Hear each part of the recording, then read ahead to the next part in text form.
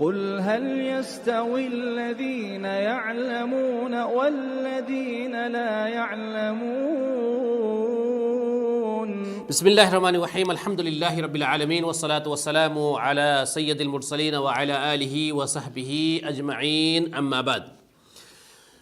आदरणीय दर्शकबिन, प्रिय साथीभाइ तथा दिदी बहिनीहरू, हजुरहरूको समक्ष म फेरि चाहिँ तेस्रो बैठक लिएर उपस्थित भएका छौँ र यो तेस्रो बैठकमा म चाहिँ इस्लामको स्तम्भहरूबारे कुरा गर्नेछु। स्तम्भहरूबारे म दोस्रो बैठकमा एकेश्वरवाद र तौहिदको बारेमा अलि चाहिँ मैले प्रकाश डालेको छु। अलि किनकि यदि मानिसको जीवनमा तौहिद छ भने उसको सबै इबादतहरू, सबै उपासनाहरू कबुल गरिन्छ या कबुल हुनेछ इन्शाअल्लाह रहमान। यदि छैन भने मान्छेको जीवनमा शिर्क आयो भने, अल्लाह सुब्हानहु व तआलासित कसैलाई साझी बनायो भने, हैन, फेरि चाहिँ उसको कुनै पनि इबादत कबुल हुँदैन। साथीहरू, यो कुरा माइन्डमा राख्नुपर्छ, हैन। फेरि एकेश्वरवाद र तौहिद भनेको के हो? तौहिद भनेको मात्रै ला इलाहा इल्लल्लाह मुहम्मदुर रसुलुल्लाह पढ्नु होइन। तौहिद भनेको अल्लाह सुब्हानहु व तआलालाई उहाँको रुबुबियतमा, उहाँको उलुहियतमा, उहाँको अस्मा व सिफातमा। अब रुबुबियत भनेको यो संसारको सबै कुरामा अल्लाह सुब्हानहु व तआलालाई रब मान्नु र उपासना भनेको, इबादत भनेको कुनै पनि को जुन टाइपको पनि, जुन किसिमको पनि इबादत हो, सबै इबादतलाई अल्लाह सुब्हानहु व तआला को लागि नै खास गर्नु र अस्मा व सिफात भनेको अल्लाह सुब्हानहु व तआलाको धेरै नामहरू छन्।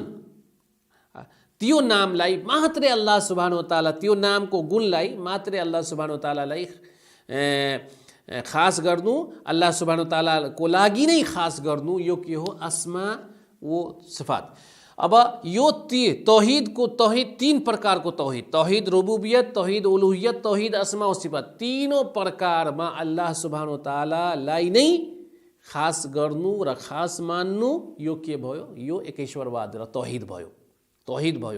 यो मैले संक्षेपमा, मैले बिल्कुल इख्तिसारमा, एकदमै संक्षेपमा मैले हजुरहरूको सामु र हजुरहरूको समक्ष यो कुरा राखेँ, हैन।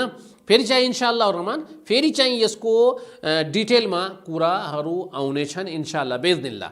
अब चाहिँ इस्लामको दोस्रो स्तम्भ के हो? इस्लामको दोस्रो स्तम्भ के हो भने सलाह, इकामतुस सलाह। अल्लाह सुब्हानहु व तआला अन्तिम सन्देष्टा मोहम्मद सल्लल्लाहु अलैहि वसल्लमले के भन्नुभयो? इकामतुस सलाह, सलाह कायम गर्नु, हैन, सलाह कायम गर्नु। यदि मानिसको जीवनमा सलाह छैन भने, कसैले सलाह गर्दैन, नमाज पढ्दैन, मुसलमान रहन सक्दैन।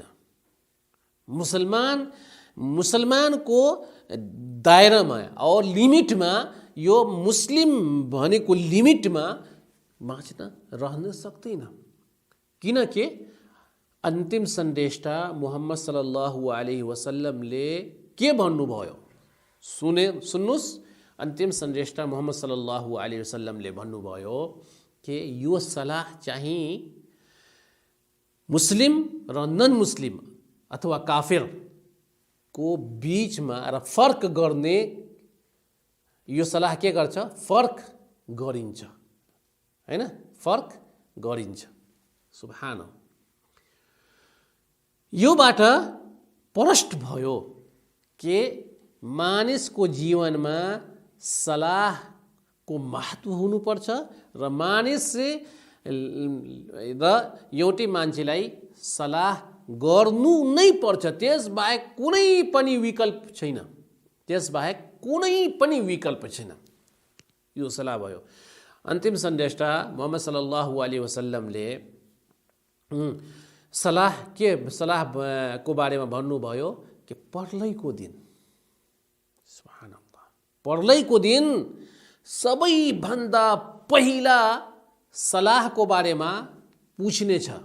अल्लाह सुब्हानहु व तआलाले सोध्नेछ सल्लाहको बारेमा।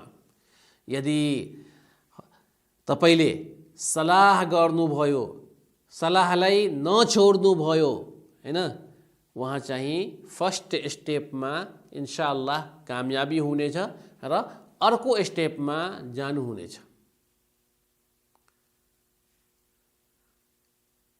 तर यदि फर्स्ट स्टेपमा नै फेल हुनुभयो, पास हुनु भएन, फेरि कल्पना गरौँ के हुन्छ होला। अल्लाह सुब्हानहु व तआला हामी सबैलाई सल्लाह गर्ने शक्ति र तौफिक प्रदान गरून्। अब आउनुहोस् म हजुरहरूलाई त्यस पछाडि इस्लामको तेस्रो स्तम्भ भनेको मैले के भने, तेस्रो स्तम्भ यो दान दिनु, इता इज ज़कात, दान दिनु। दान दिनुको मतलब के? दान दिनुको मतलब के हो? हाम्रो मालमा, हैन, हाम्रो बिजनेसमा, हाम्रो व्यवसायमा अल्लाह सुब्हानहु व तआलाले गरिब गुर्बा र नभएको रुपियाँ पैसा नभएको मान्छेहरूको लागि पनि हक र अधिकार राखेको छ, हक र अधिकार राखेको छ। त्यसलाई हक र अधिकार राखेको छ। अब चाहिँ हरेक मान्छेलाई यो जकात भनेको र यो दान भनेको हरेक मानिसमाथि, हरेक मान्छेमाथि अनिवार्य हुँदैन। यसको पनि नियम छ, यसको पनि आधार छ। त्यो आधारमा यदि कति पैसा एउटै मान्छेसँग कति पैसा भयो भने त्यो माथि दान वाजिब हुन्छ र अनिवार्य हुन्छ। यो को बारेमा इन्शाअल्लाह रहमान अगाडि इन्शाअल्लाह रहमान यसको बारेमा डिटेल जानकारी आउनेछ इन्शाअल्लाह बेइज्निल्लाह। अहिले म इस्लामको स्तम्भको बारेमा, हैन, स्तम्भको बारेमा, स्तम्भ चाहिँ को बारेमा संक्षेपमा भनिरहेका छु म। त तेस्रो स्तम्भ चाहिँ के भयो? तेस्रो स्तम्भ यो जकात भयो, दान भयो, हैन, दान भयो। अनि चाहिँ दान चाहिँ कुन कुन पैसाहरूमा छन्, हैन? सोना चाँदीमा दान छ, हैन? जब सोना चाँदी, म यो कुरा अलि संक्षेपमा भनिदिउँ, हैन? जब तपाईको घरमा सोना चाँदी छ भने, अब सोनामा खास गरी गोल्डमा 85 ग्रामसम्म पुगिएको छ भने, गोल्ड 85 ग्राम वा 85 ग्राम भन्दा बढी, 85 ग्राम भन्दा कम्ती होइन, कम 85 ग्राम र 85 ग्राम भन्दा बढी यहाँसम्म पुगेको छ भने फेरि उसमा दान वाजिब हुन्छ, जकात वाजिब हुन्छ, हैन?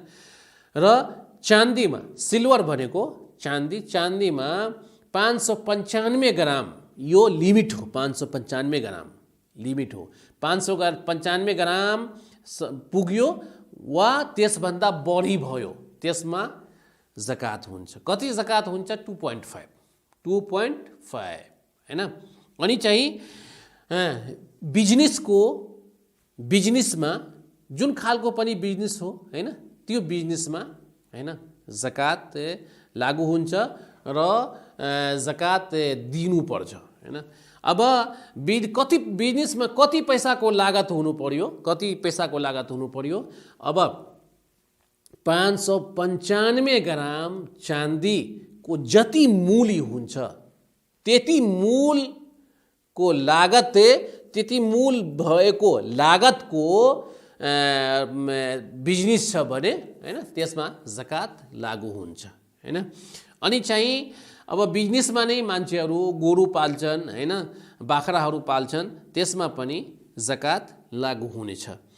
अनि त्यो चौथो कुरा चाहिँ कसैले बाग लगायो भने, बाग भनेको फुलवारी लगायो भने, जसले आँपको फुलवारी, खजुरको फुलवारी हैन, अनि चाहिँ सब्जी सागको खेती गरियो भने त्यस्तो खालमा पनि यसमा पनि जकात लागू हुनेछ। अब चाहिँ आउँ संक्षेपमा हैन। अब चाहिँ सोना भनेको, गोल्ड भनेको 85 ग्राम भयो। 85 ग्राम आजको डेटमा, सपोज दैट आजको डेटमा पुग्दै 85 ग्रामसम्म यो गोल्ड पुग्यो, 85 ग्रामसम्म पुग्यो। आजदेखि 1 सालसम्म 85 ग्राम वा 85 ग्राम भन्दा नै रहनुपर्छ। तल 85 ग्राम भन्दा तल यदि झर्छ भने त्यसमा जकात चाहिँ लागू हुँदैन।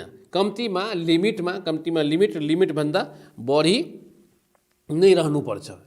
यो चाहिँ सबै थोकमा, तपाईँको पैसामा र तपाईँको चाँदीमा, यो सबैमा यो नियम लागू हुनेछ हैन, लागू हुनेछ। अब यो चाहिँ तपाईँको भयो जकात सम्बन्धी र दान सम्बन्धी संक्षेपमा मैले कुरा गरेँ। यसको डिटेल इन्शाअल्लाह रहमान कुरा आउनेछ, इन्शाअल्लाह यसको डिटेल कुरा आउनेछ बिइज्निल्लाह। अब आउनुहोस्, म इन्शाअल्लाह रहमान यसको चौथो स्तम्भको बारेमा म चाहिँ कुरा गर्नेछु। चौथो स्तम्भ भनेको यो व्रत भयो। अल्लाह सुब्हानहु व तआलाले हरेक साल 1 महिनाको व्रत सबैमाथि अनिवार्य गर्नुभएको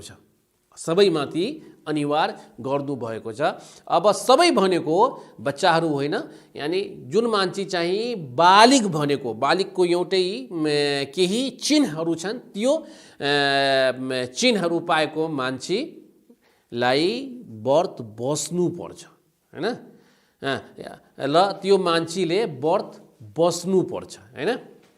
अब यो रमजानको 1 महिनादेखि अन्तिम महिनासम्म, रमजानको 1 महिनादेखि लास्ट यानी अन्तिम महिनासम्म पुरै महिनाको व्रत बस्नु अनिवार्य छ, जरुरी छ, यो कम्पलसरी छ। यदि कसैले व्रत बस्दिन भने र रोजा राख्दिन भने, नराख्छ भने अल्लाह सुब्हानहु व तआलाले उसलाई के दिन्छ? अल्लाह सुब्हानहु व तआलाले उसलाई सजाय दिन्छ। किन कि यो इस्लामको स्तम्भ हो। स्तम्भ भनेको इस्लाम यो 5 कुराहरूमाथि टिकेको छ। यदि तपाईँले व्रत जस्तो स्तम्भलाई गिरायो भने हैन, इस्लाम त तपाईँको गिरिहाल्यो र ढह्यो। त्यही भएर यो चाहिँ व्रत बस्नु एकदमै अनिवार्य हुन्छ र व्रत बस्नु नै पर्छ यदि ताकत छ भने। त्यसको पनि नियमहरू छन् इन्शाअल्लाह। त्यो नियमको बारेमा अलि चाहिँ इन्शाअल्लाह हामी कुरा गर्छौँ, पछाडि कुरा गर्छौँ त्यो नियमको बारेमा। अब त्यसको नियम चाहिँ हैन, अब नियम होइन, नियम पहिला चाहिँ व्रत भनेको के हो यो संक्षेपमा हामीलाई जान्नुपर्छ। व्रत भनेको के हो कि फजर सलाहदेखि, यानी फजरको अजान हुन्छ हैन, फजरको अजान हुन्छ त्यो टाइमदेखि मगरिबको अजानसम्म व्रत बस्नुपर्छ हैन। यो कुरा स्पष्ट गरिदिउँ कि यो इस्लाम धर्मले जुन व्रत राखेको छ त्यो व्रतमा केही पनि खानु हुँदैन। हिन्दू धर्ममा के छ? हिन्दू धर्ममा मान्छेहरूले व्रत बसिराखेको बेला फल फ्रुट जुस अथवा हल्का फुल्का कुराहरू खाने गर्छन् र यो भन्छन् कि योबाट व्रत टुट्दैन, योबाट केही हुँदैन। त्यस्तो कुरा इस्लाममा होइन। इस्लाम चाहिँ त्यो टाइमदेखि, यानी फजरको अजान जुन टाइममा हुन्छ, तुलुए फजर भनिन्छ उसलाई, त्यो टाइमदेखि गुरुबे आफ्ताब यानि मगरिबको अजान हुनसम्म हैन तपाईँ केही पनि कुराहरू खानु हुँदैन र कुरा खानु मनाही छ, एकदम स्ट्रिक्टली मनाही छ। र यो के भयो, यो भयो तपाईको व्रत भयो।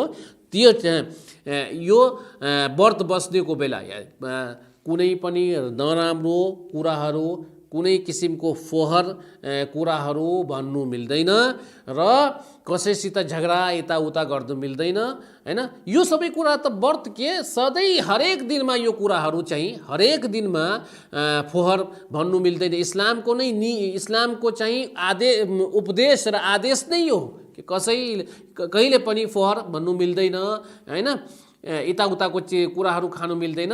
तर चाहिँ व्रत बसेको बेला जायज कुराहरू पनि छाड्नु पर्छ। जसरी जायज कुराहरूमा खाने यो जायज कुरा हो हैन, पानी खाने यो जायज कुरा हो। आफ्नो भयो यानि मन भयो भने आफ्नो श्रीमतीसँग सहवास गर्ने यो जायज कुरा हो। तर व्रत बस्नेको बेला यो सबै कुराहरू एकदमै मनाही छ र स्ट्रिक्टली मनाही छ।